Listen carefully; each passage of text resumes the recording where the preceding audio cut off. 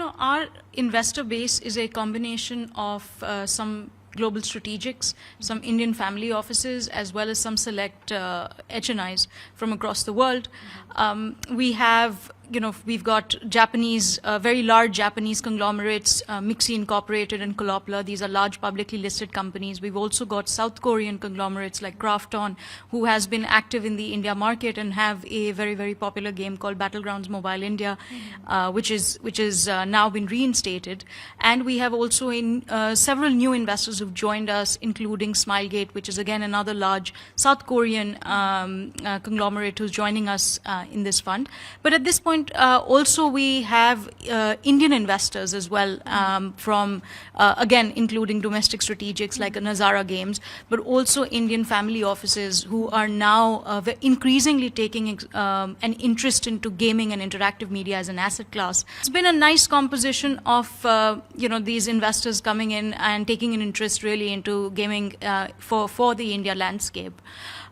In terms of capital deployment, we have identified 5 major areas of thesis, which will be guiding us.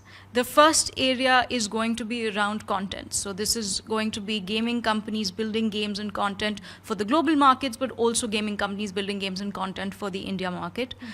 We then also have a identified thesis around platform plays. We have done this kind of investing even in Fund 1. Fund 1, which you talked about, has $40 million assets under its management, right? And the current one is going to be $50 million.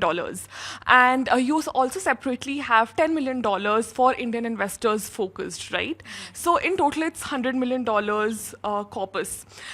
So you also said that you have closed 1,400 deals in the last 3 years. What numbers do you expect in the coming 1 year and in the coming 3 years? So, we've evaluated 1,400 deals, and out of which we have a select portfolio of 12.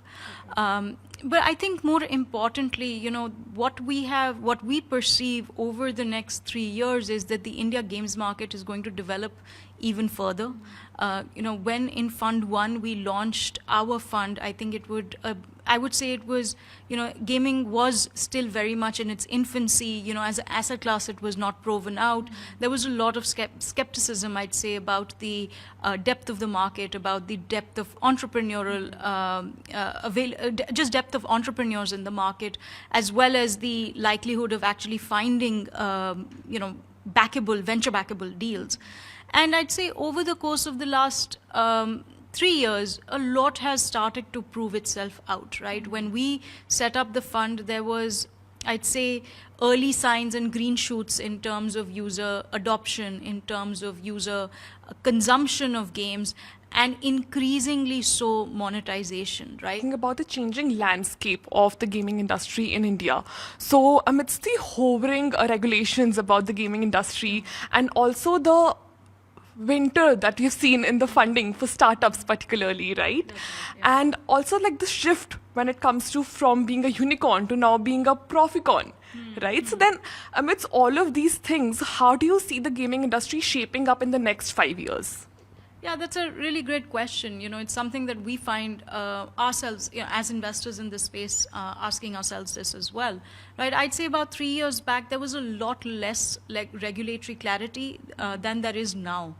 And for us, the first 2-3 years of being in this market was spending a lot of time evangelizing the market, spending a lot of time educating the market, and also going down to the details to really mapping the market, seeing how big it was in terms of, and really mapping user behavior in terms of revenue, in terms of usage. Now, if you see, for example, the draft animation video games policy, the AVGC policy, there is a lot around, talking about how to incentivize this sector. How do we look at, let's say, talent upskilling? How do we set up, let's say, game development courses within educational institutions? How do we think about financial incentives or SOPs for encouraging this industry? And there is a lot of talk around that, right?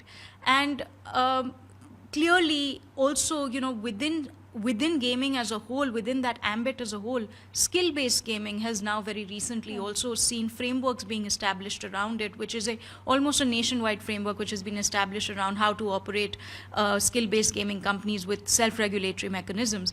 So, all in all, I'd say regulations are now being which are now being articulated, which are now being laid out, frameworks which are being provided